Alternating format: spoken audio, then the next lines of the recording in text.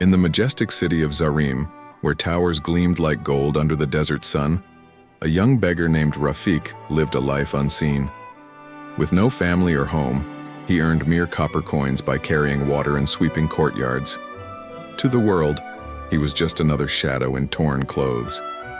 But in his heart, a quiet flame burned, the belief that he was destined for more.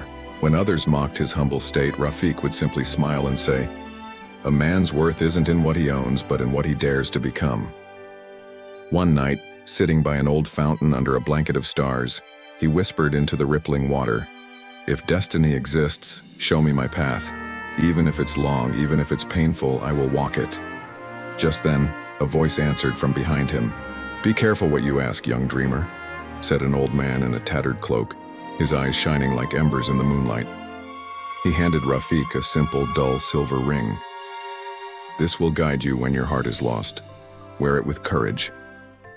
Before Rafiq could ask a single question, the man vanished into the shadows of the night. Rafiq slipped the ring onto his finger, a strange but hopeful feeling stirring within him. From that moment on, his world began to shift. Weeks later, as he carried water from the river, he heard a soft whisper on the wind, carrying his name. He remembered the old man's words. "When the wind calls your name, follow it." And so he did.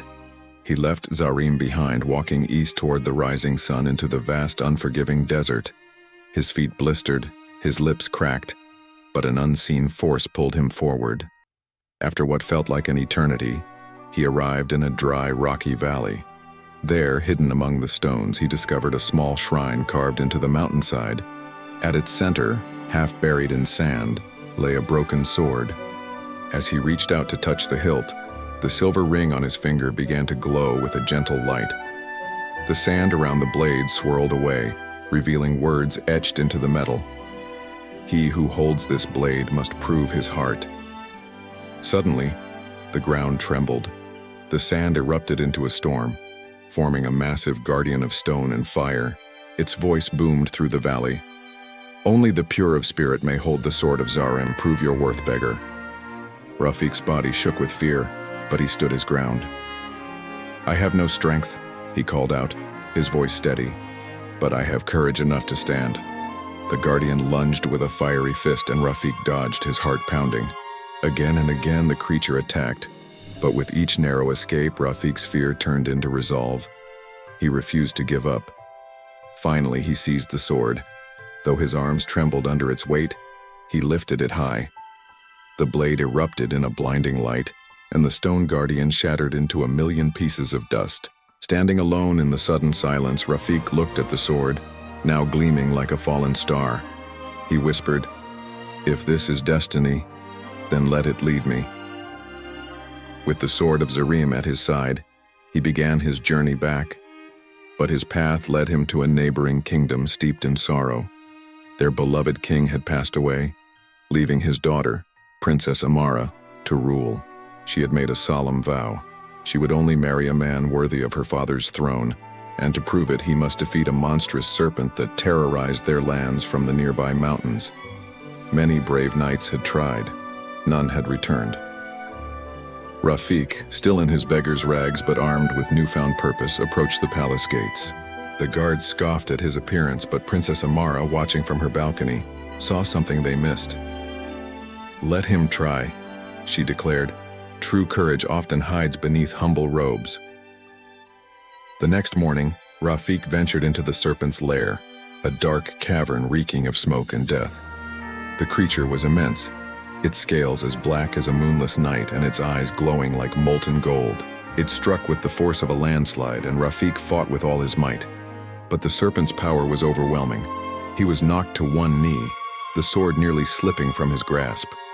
Just as despair began to creep in, the ring on his finger blazed with light. The old man's voice echoed in his mind, clear as day. "Remember, Rafiq, strength is not in the arm, but in the heart that refuses to break." A surge of defiance coursed through him. With a powerful cry, Rafiq rose to his feet, gripped the sword of Zarim with both hands, and plunged it deep into the serpent's chest. The monster let out a final, earth-shattering shriek and fell silent. When Rafiq returned to the kingdom, Bearing news of his victory, the people erupted in celebration, hailing him as their savior. Princess Amara descended from her throne, her eyes filled with admiration. "You came to us a beggar," she said softly, "but you fought like a king." As she spoke, the silver ring on his hand glowed one last time.